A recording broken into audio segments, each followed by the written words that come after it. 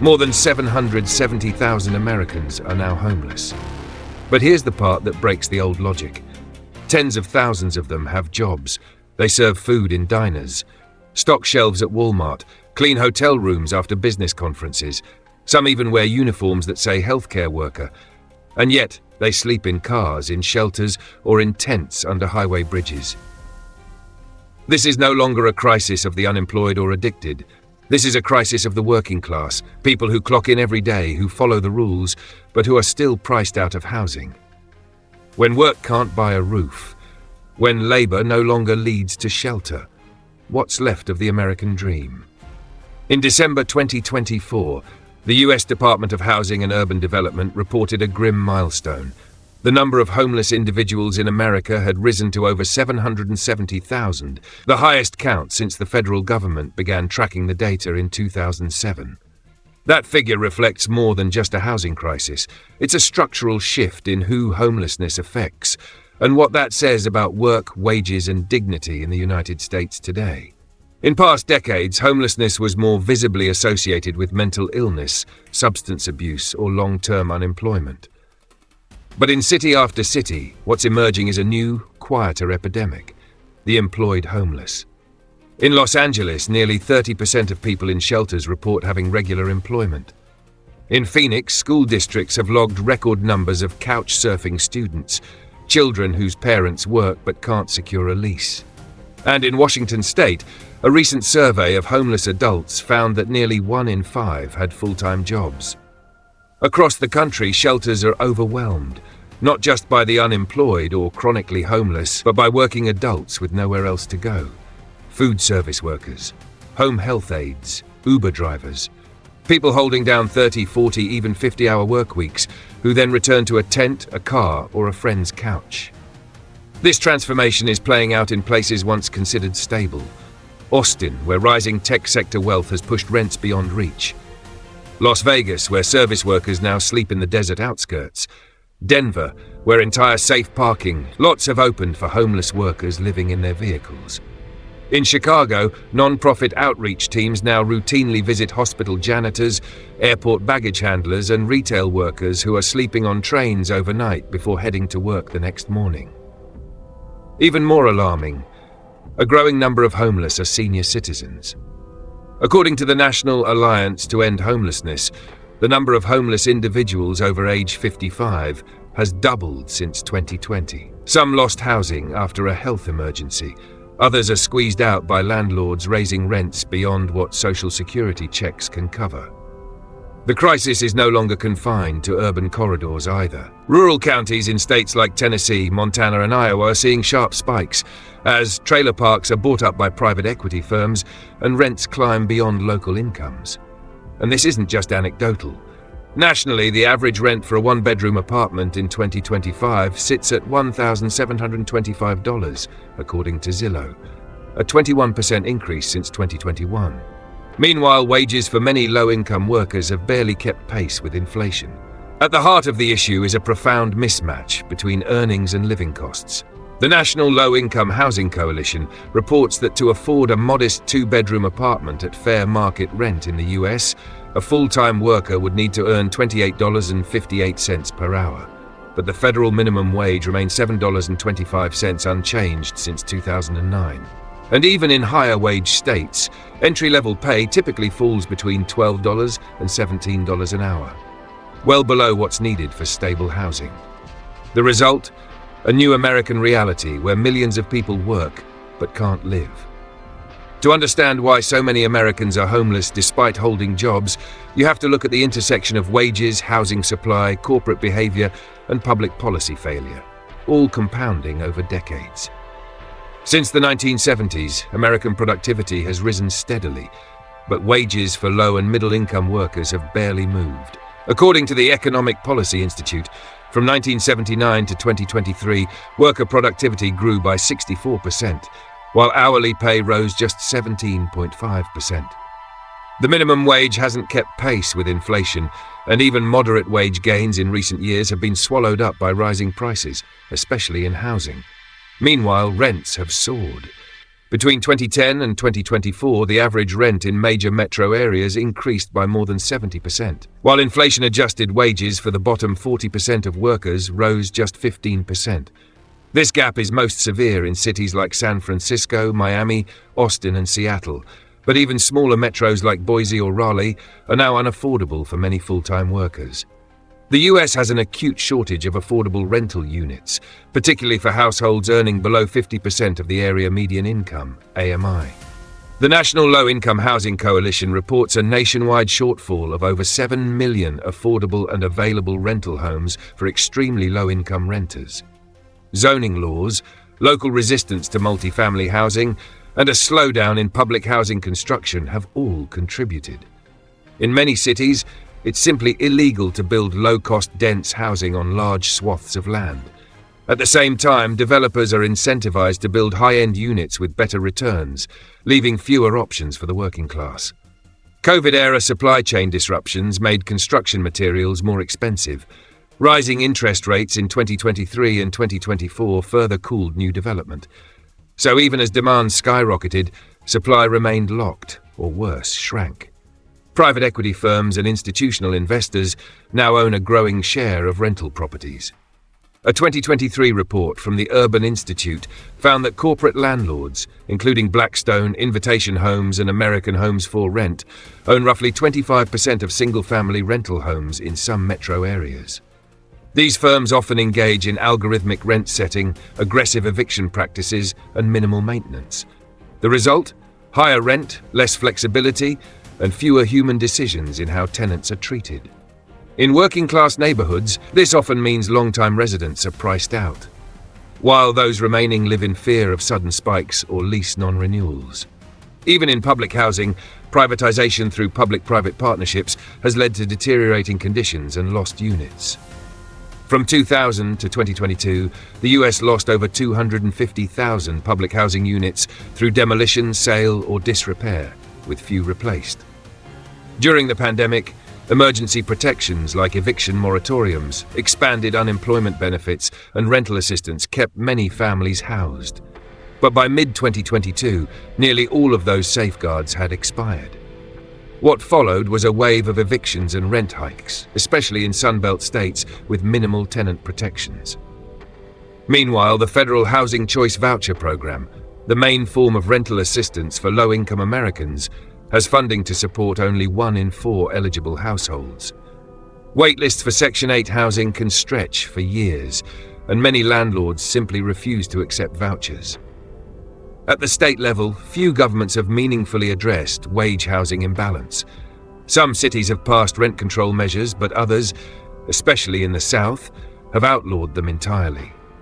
Efforts to build more housing are often stalled by NIMBYism, bureaucracy, or lack of political will. Beneath it all lies a cultural and financial shift. Housing is no longer just shelter, it's become an asset class, a wealth generator, a speculative vehicle. Homes are bought and sold not just to be lived in, but to be flipped, rented, or held as inflation hedges.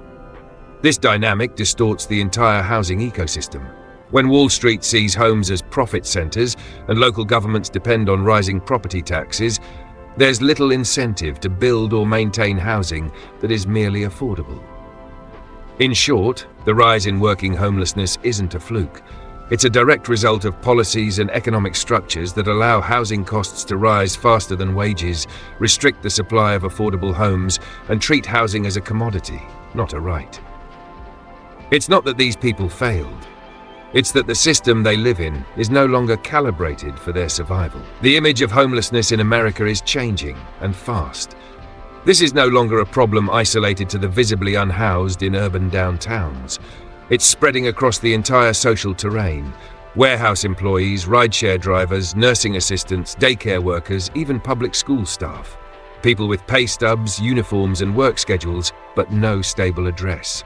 In cities like San Jose, California, or Boulder, Colorado, where the cost of living has long outpaced wages, homelessness among working people isn't new. But what's different in 2025 is that this condition is no longer regional or exceptional. It's becoming a national pattern, showing up everywhere from Rust Belt cities to Sun Belt suburbs and rural counties in Appalachia. The geography of the crisis has flattened, and expanded. The service economy is among the hardest hit.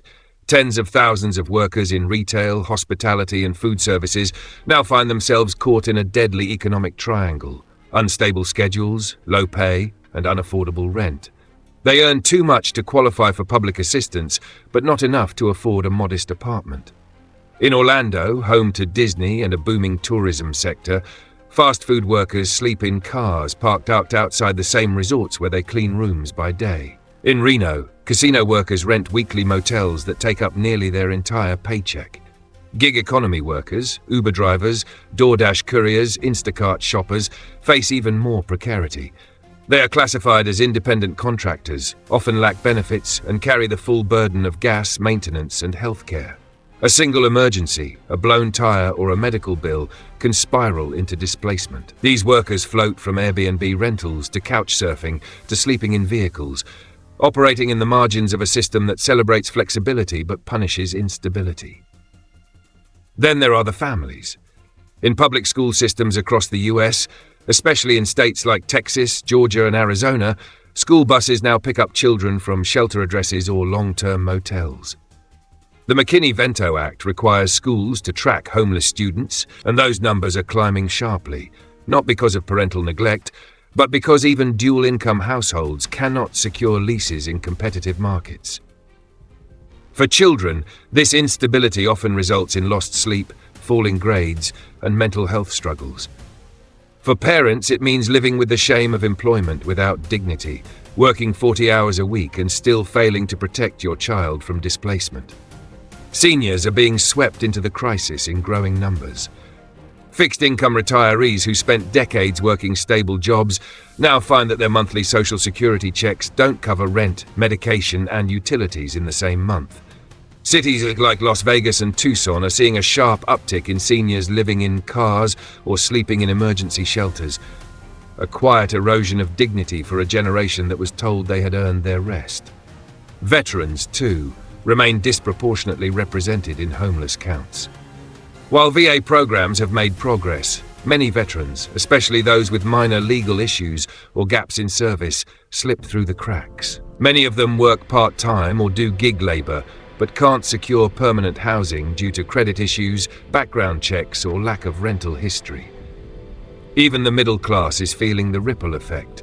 Teachers, social workers, and municipal employees in expensive housing markets now commute up to 2 hours each way because they can't afford to live where they work. Some are leaving the profession altogether, accelerating workforce shortages in key public service sectors. On the regional level, the most severe impacts are concentrated in states where rents have risen fastest and tenant protections are weakest. California alone accounts for more than 30% of the national homeless population. Florida, Texas, Arizona, and Nevada have also seen steep increases, driven by population growth, real estate speculation, and lagging wage policy. But states like Kentucky, Oklahoma, and Missouri, once thought of as affordable, are no longer immune. Rural America is no refuge. In towns where manufacturing jobs have disappeared and broadband is spotty, housing shortages are compounded by a lack of shelters, public transit, or social services. When someone loses a home in these areas, there are few, if any, options for staying nearby. The result is a slow, invisible churn in the American workforce. Workers who can't afford rent leave cities. They leave jobs. They abandon community ties. Businesses suffer from high turnover. Social trust erodes. And the economy absorbs the long-term cost of short-term neglect. In short, the homeless crisis isn't just about those visibly suffering on the margins. It's now a destabilizing force in the heart of the American working class.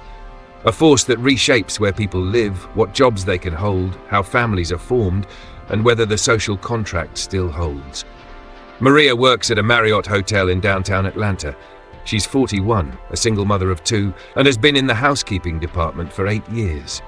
Her shifts start at 6 a.m. and she rarely finishes before 4 p.m. On paper, she earns $17 an hour, enough perhaps in another decade.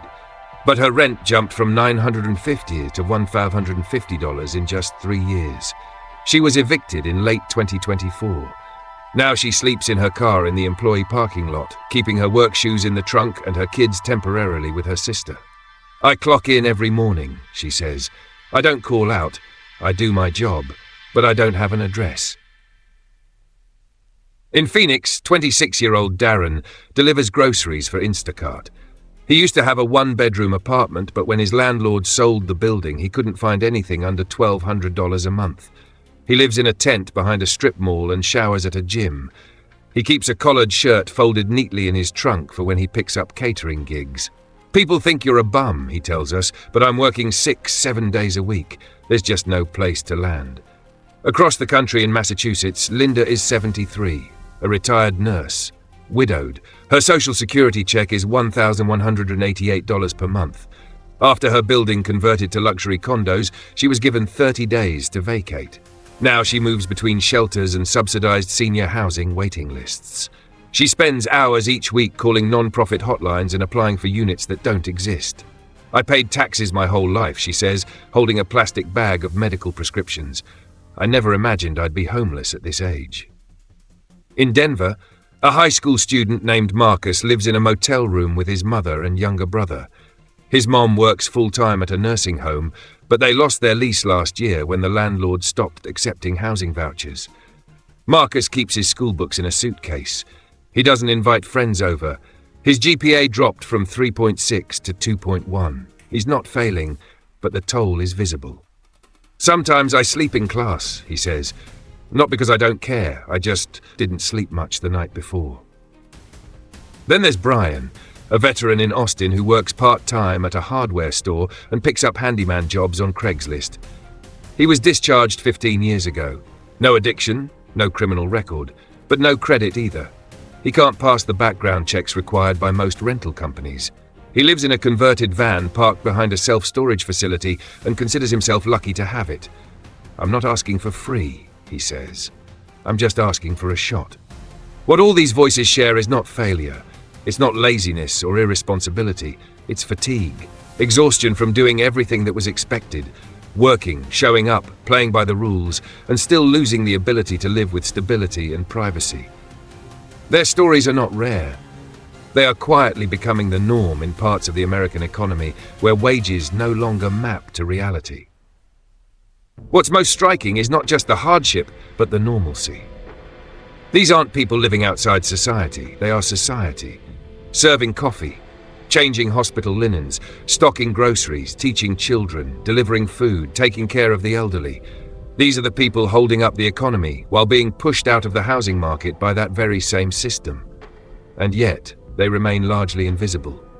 There are no parades for them, no national addresses, only more lat fees, more rejection letters, and more nights spent trying to sleep in a place not meant for sleeping. They are the working homeless, and they are no longer the exception. They are the American warning sign, hiding in plain sight. There's a line Americans have long believed in, that hard work equals stability, that labor earns shelter, that showing up is enough to hold on to your place in the world. But today that line is cracking. The surge in homelessness, past 770,000, is not just a number. It is a referendum on the American economy, on the price of shelter, on the value of labor, and on the vanishing boundary between making it and falling through.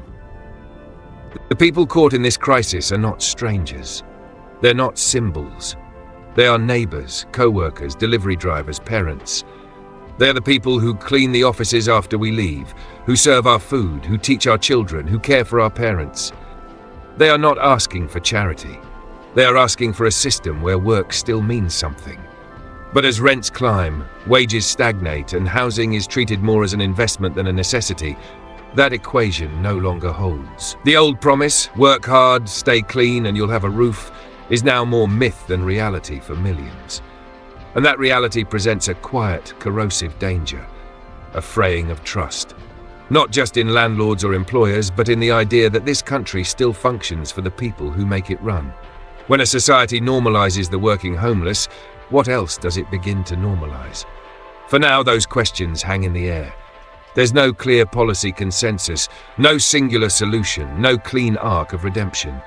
Just the tension of living in an era where the floor has shifted, and many don't know if it will ever settle again.